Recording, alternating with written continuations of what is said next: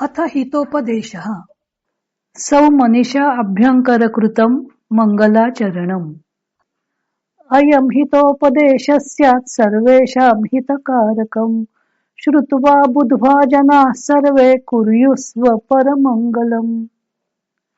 हा हितोपदेश सर्वांसाठी मंगलकारक होवो. हा हितोपदेश ऐकून व जाणून सर्वांनी स्वतःचे व दुसऱ्याचे कल्याण करावे. कथामुखम प्रथम हा भाग. या भागात नारायण आचार्य यांनी हितोपदेश या ग्रंथाची प्रस्तावना केलेली आहे. सुदर्शन राजाचे मुलगे मूर्ख होते. राजनीती त्यांना कळत नव्हती. त्यामुळे सुदर्शन राजा चिंतेत पडलेला होता. आपल्या पुत्रांना आता कोण बरं शहाणा करेल असा त्याला प्रश्न पडला होता. तेव्हा विष्णू शर्मा नावाच्या पंडितानं ती जबाबदारी आपल्याकडे स्वीकारली. याविषयीचा कथाभाग या कथामुख भागामध्ये आलेला आहे. त्यामध्ये राजाच्या चिंतेच्या ओघात त्याच्या तोंडून अनेक सुभाषित नारायण आचार्य यांनी वदवली आहेत. श्लोक 1 ते 5. पहिल्या श्लोकात मंगल कामना व्यक्त करून नारायण आचार्य यांनी ग्रंथाला सुरुवात केली आहे आणि पुढे 2 ते 5 या श्लोकात विद्येची महती गायली आहे. प्रथम हा श्लोक सिद्धी साध्ये सतामस्तु प्रसादात तस्य धूर्जटेः जाह्नवी फेन लेखे व यन्मूर्ध्नि शशिनः कला. पदच्छेद. सिद्धी साध्ये सताम अस्तु प्रसादात तस्य धूर्जटेः जाह्नवी फेन लेखा इव यन्मूर्ध्नि शशिनः कला. इथं संधी कुठले आहेत? सताम असतो इथं मागच्या म व्यंजनात पुढचा अ हा स्वर मिसळलेला आहे. प्रसादात तस्य प्रसादात तस्य मागच्या त व्यंजनाला पुढचं त व्यंजन जोडून दिलेलं आहे. जाह्नवी फेन लेखे व इथं गुणसंधी आहे. जाह्नवी फेन लेखा इव. यन्मूर्ध्नि हा सामासिक शब्द आहे. तसंच जाह्नवी फेन लेखा हाही सामासिक शब्द आहे. जाह्नवेः फेनः जाह्नवी फेनः षष्ठी तत्पुरुष. फेन म्हणजे फेस, गंगेचा फेस. आणि जाह्नवी फेनः इव लेखा कर्मधारय समास. लेखा म्हणजे रेघ. जाह्नवी म्हणजे गंगा, गंगेच्या फेसाच्या रेघेप्रमाणे. यन्मूर्ध्नि यस्य मूर्धी षष्ठी तत्पुरुष समास, ज्याच्या डोक्यावर. अत्र क्रियापदमस्ति अस्तु होवो. किम अस्तु? सताम साध्ये सिद्धी असतु. साध्य गोष्टींमध्ये सिद्धी प्राप्त होऊ दे. जे प्राप्त करायचं आहे, जी प्राप्त करण्याची इच्छा आहे ते प्राप्त होऊ दे. कोणाला प्राप्त होवो? तर सताम. सताम साध्ये सिद्धीही असतो. सज्जन लोकांना ज्या गोष्टी प्राप्त करून घ्यायच्या आहेत त्याच्यामध्ये यश प्राप्त होवो. तस्य धूर्जटेः प्रसादात. त्या धूर्जटीच्या प्रसादामुळे. धूर्जटी म्हणजे शंकर. शंकराला धूर्जटी का म्हणतात? धूर म्हणजे जबाबदारी आणि जटी म्हणजे जटा. ज्याच्या जटांमध्ये किंवा जटांवर किंवा डोक्यावर धूहू म्हणजे जबाबदारी आहे असा, जबाबदारीचं ओझं आहे असा. धूर्जटी हा सामासिक शब्द आहे. धूर आणि जटी असे 2 शब्द एकत्र आले, समास बनला. त्यापैकी धूर हा शब्द रकारांत आहे आणि स्त्रीलिंगी आहे. धूर म्हणजे धुरा किंवा जबाबदारी. जटी हा ह्रस्व इकारांत स्त्रीलिंगी शब्द आहे. जटी म्हणजे जटा. धूहू जटौ यस्य सः, ज्याच्या डोक्यावर जबाबदारी आहे म्हणजेच मस्तकावर जबाबदारी आहे असा तो शंकर. त्रैलोक्याचा ज्याला भार व्हायला लागतो असा तो शंकर, म्हणून धूर्जटी म्हणजे शंकर. स्वर्गातून पृथ्वीवर पडणाऱ्या गंगेचा ओघ प्रथम शंकराच्या मस्तकावर पडतो. त्यामुळं शंकरानं गंगेची पण जबाबदारी घेतलेली आहे. धूर्जटे हे प्रसादात शंकराच्या कृपेमुळे सताम साध्ये सिद्धीही असतो. सताम म्हणजे सज्जन. सज्जन लोकांना ज्या गोष्टी साध्य करून घ्यायच्या आहेत त्याच्यामध्ये सिद्धी प्राप्त होवो म्हणजेच यश प्राप्त होवो. इथे असतो या क्रियापदाचा कर्ता आहे सिद्धीही. सिद्धीही असतो म्हणजे यश असू दे, म्हणजेच यश प्राप्त होऊ दे. आता धूर्जटी कसा आहे त्याचं उत्तरार्धामध्ये त्याचं स्पष्टीकरण सांगितलेलं आहे. जाह्नवी फेन लेखा इव यन्मूर्ध्नी शशिनः कला. यन्मूर्ध्नी समास आहे. यस्य मूर्ध्नी ज्याच्या डोक्यावर, मूर्धन अनंत शब्द आहे. मूर्ध्नी सप्तमी एकवचन आहे. यन्मूर्ध्नी यस्य मूर्ध्नी ज्याच्या डोक्यावर, शशिनः कला. शशिनः शशिन शब्दाचं षष्ठी एक वचन आहे. शशिन म्हणजे चंद्र. शशः अस्ति अस्य इति शशिन, ज्याच्याकडे ससा आहे तो शशिन. पौर्णिमेच्या चंद्रावरती, पूर्ण चंद्रावर जो काळ्या रंगाचा डाग दिसतो तो सशाप्रमाणे दिसतो म्हणून त्याला शशिन असं म्हणतात. शश म्हणजे ससा. या शश शब्दावरून शशिन हा आणखी एक शब्द तयार केला. असं नामावरून नाम जेव्हा तयार केलं जातं तेव्हा त्या पदानं तद्धित रूप असं म्हणतात. क्रियापदावरून जे जे शब्द तयार केले जातात त्यांना कृदंत म्हणतात. नामापासून जे जे शब्द तयार होतात त्यांना तद्धित म्हणतात. शशिनः कला म्हणजे चंद्राची कला. यस्य मूर्ध्नी शशिनः कला म्हणजे ज्याच्या डोक्यावर चंद्राची कला आहे, म्हणजे चंद्रकोर ज्यानं डोक्यावर धारण केली आहे. असे त्या शंकराच्या कृपेमुळे सज्जन लोकांना साध्य करायच्या गोष्टीमध्ये सिद्धी प्राप्त होऊ दे. आणि शशिनः कला, त्या कलाचं विशेषण आहे जान्हवी फेन लेखा इव. जान्हवी म्हणजे गंगा, फेन म्हणजे फेस, लेखा म्हणजे रेघ. गंगा नदीच्या फेसाच्या रेघेप्रमाणे असणारी शशिनः कला, चंद्राची कला ज्यानं डोक्यावर धारण केलेली आहे, असा त्या दुर्जटी म्हणजे शंकराच्या कृपेमुळे सज्जन लोकांना साध्य गोष्टींमध्ये सिद्धी प्राप्त होऊ दे, यश प्राप्त होऊ दे. जान्हवी फेन लेखेव, जान्हवी फेन लेखा इव हा गुणसंधी आहे. जान्हवी फेन हा जान्हव्याहा फेन हा षष्ठी तत्पुरुष समास. गंगेचा फेस, फेन म्हणजे फेस, लेखा म्हणजे रेग. जान्हवी फेन हा इव लेखा हा कर्मधारय समास झाला. गंगेच्या फेसाच्या रेघेप्रमाणे असणारी चंद्रकोर ज्यानं आपल्या डोक्यावर धारण केलेली आहे, त्या शंकराच्या प्रसादामुळे म्हणजेच कृपेमुळे सज्जन लोकांना साध्य गोष्टीमध्ये सिद्धी प्राप्त होऊ दे. पुन्हा एकदा अन्वय आणि अर्थ बघूया.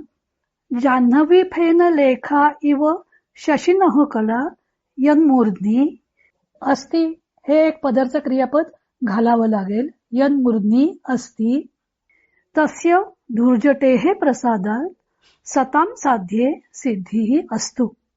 अर्थ, ज्याच्या डोक्यावरती गंगेच्या फेसाच्या रेघेप्रमाणे असणारी चंद्राची कला ज्याच्या डोक्यावरती आहे, अशा त्या शंकराच्या कृपेमुळे सज्जन लोकांना साध्य गोष्टींमध्ये सिद्धी प्राप्त होऊ दे. अशा प्रकारे ग्रंथकारांनी ग्रंथाची सुरुवात शंकरांना नमन करून मंगलाचरणानं केली आहे. पुढे कथेच्या पार्श्वभूमीला सुरुवात केलेली आहे. त्याचं नाव आहे कथामुखम. यात 2 ते 5 या श्लोकामध्ये विद्येची महती गायली आहे. द्वितीय हा श्लोक हा श्रुतो हितोपदेशोऽयं पाटवं संस्कृतोक्तिषु वाचां सर्वत्र वैचित्र्यं नीतिविद्यां ददाति च. पदच्छेदः श्रुतः हितोपदेशः अयं पाटवं संस्कृतोक्तिषु वाचां सर्वत्र वैचित्र्यं नीतिविद्यां ददाति च. इथं संधी आहे सुरुवातीला श्रुतो हितोपदेशोऽयं. श्रुतः हितोपदेशः अयं, विसर्गाचा उ झालेला आहे दोन्ही ठिकाणी आणि नंतर पूर्वरूप संधी झालेली आहे. याच्यामध्ये समास कुठले आलेत? हितोपदेशः, हितकारकः उपदेशः, मध्यम पदलोपी कर्मधारय किंवा हितस्य उपदेशः, हिताचा उपदेश किंवा हितकारक उपदेश. एक कर्मधारय तरी सोडवायचं किंवा षष्ठी तत्पुरुष तरी सोडवायचं. संस्कृतोक्तिषु हा कर्मधारय समास आहे. संस्कृताः उक्तयः तासु किंवा संस्कृता उक्तिः तस्यं हा झाला कर्मधारय समास. आणि एक समास आहे नीतिविद्या. नीती ही एव विद्या, नीतिविद्या हा झाला कर्मधारय.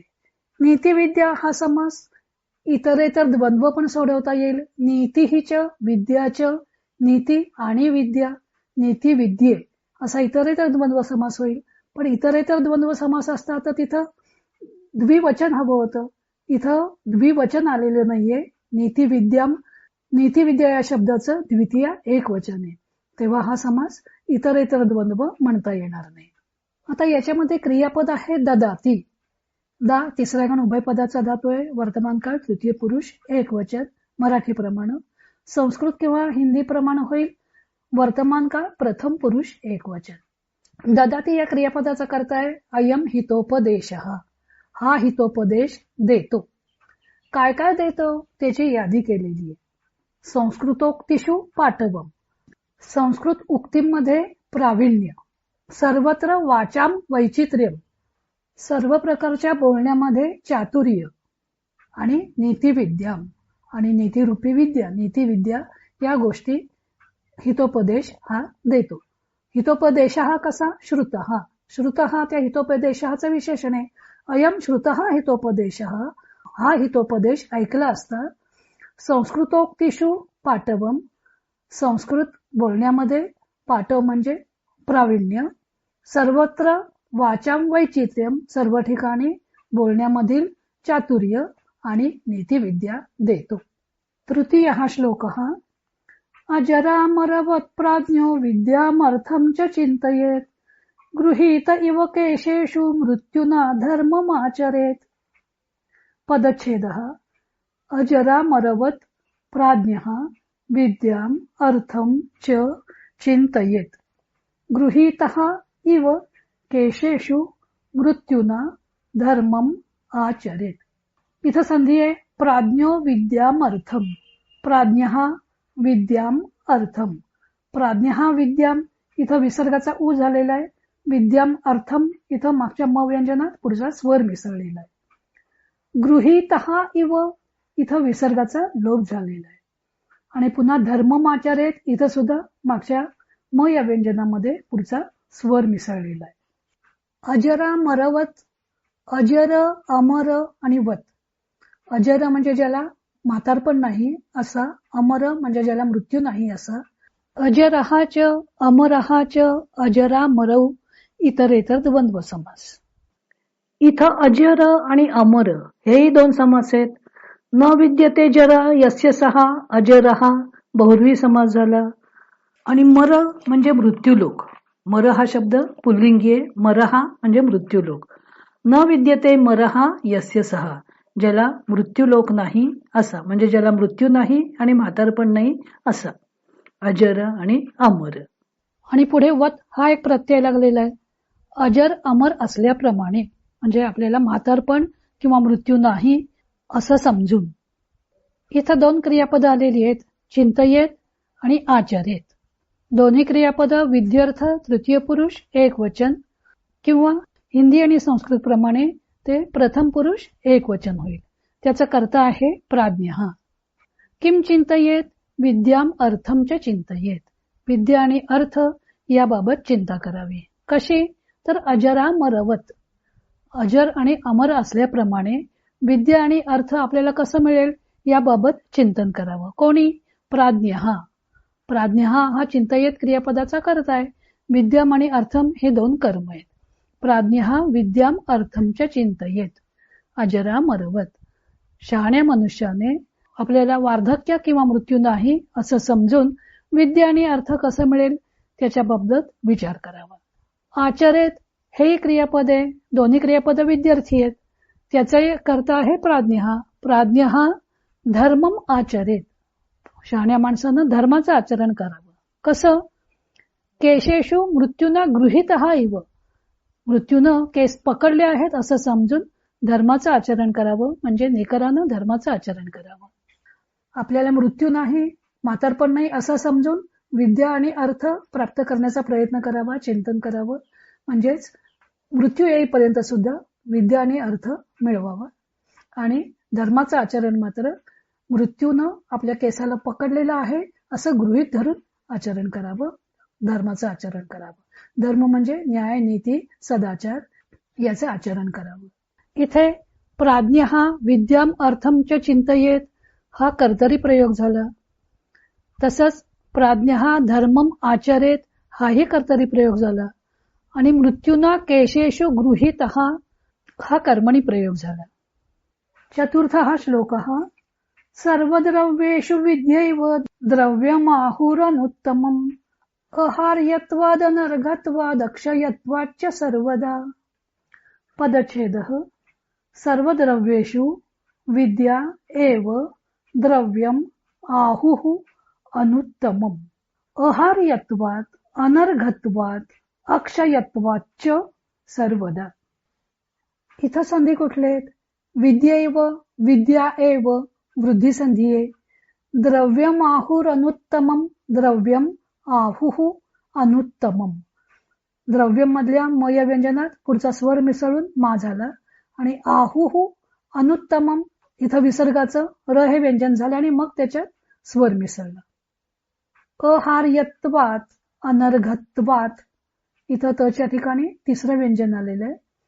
तसंच अक्षयत्वात च इथं त या व्यंजनाच्या ठिकाणी पुन्हा च वर्गातलं पहिलं व्यंजन आलेलं आहे च. हे सगळे व्यंजन संधी आहेत. इथं समास कुठले आहेत? सर्व द्रव्येषु, सर्वाणी द्रव्याणी, तेषु हा कर्मधारय समास झाला. अनुत्तमम न विद्यते उत्तमम यस्मात् तत्, ज्याच्यापेक्षा उत्तम असं काही नाही असं ते म्हणजे अत्यंत श्रेष्ठ हा बहुव्रीही समास झाला. अहार्यत्वात न हार्यत्वात अहार्यत्वात न तत्पुरुषे, अनर्घत्वात न अर्घत्वात अनर्घत्वात न तत्पुरुषे, अक्षयत्वात न क्षयत्वात अक्षयत्वात हा हे नैतत्पुरुष समास आहे. आणि सर्वदा याचा एक आपल्याला अर्थ माहितीये, नेहमी या अर्थी हा समास पण आहे. सर्वम ददाती इति सर्वदा हा उपपद तत्पुरुष समास होईल आणि इथं सर्वदा आहे विद्या याचं विशेषण पण मानता येईल. आहुः हे इथे क्रियापद आहे. मराठीप्रमाणे वर्तमान काळ तृतीय पुरुष बहुवचन किंवा संस्कृत आणि हिंदी प्रमाणे वर्तमान काळ प्रथम पुरुष बहुवचन.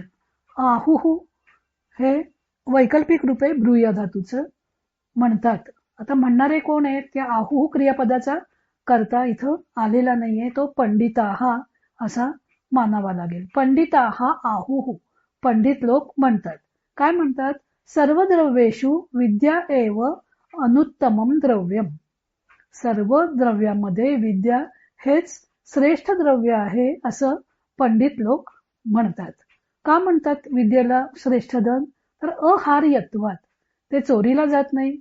अनर्घत्वात, अर्घ म्हणजे किंमत, अनर्घ म्हणजे अमूल्य, ज्याची किंमत करता येत नाही असं. आणि अक्षयत्वात, ते कधी नाहीसं होत नाही, कमी होत नाही.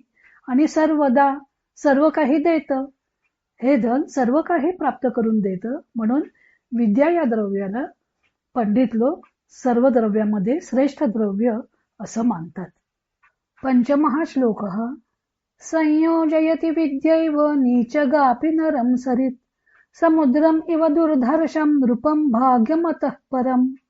पदच्छेदः संयोजयति विद्या एव नीचगा अपि नरं सरित् समुद्रम इव दुर्धर्षं नृपं भाग्यम अतः परम. इथं संधी आहे विद्यैव, विद्या एव हा वृद्धी संधी आहे. आणि नीचगापि, नीचगा अपि हा सवर्णांचा दीर्घ संधी आहे. आणि बाकी म या व्यंजनात पुढचा स्वर मिसळून झालेले संधी आहेत. यात नीचगा हा एक समास आहे. निम्न देशम गच्छति इति नीचगा, हे त्या सरित याचं विशेषण आहे. आणि नृपम, नृन पालयति इति नृपः, लोकांचा सांभाळ करतो तो राजा.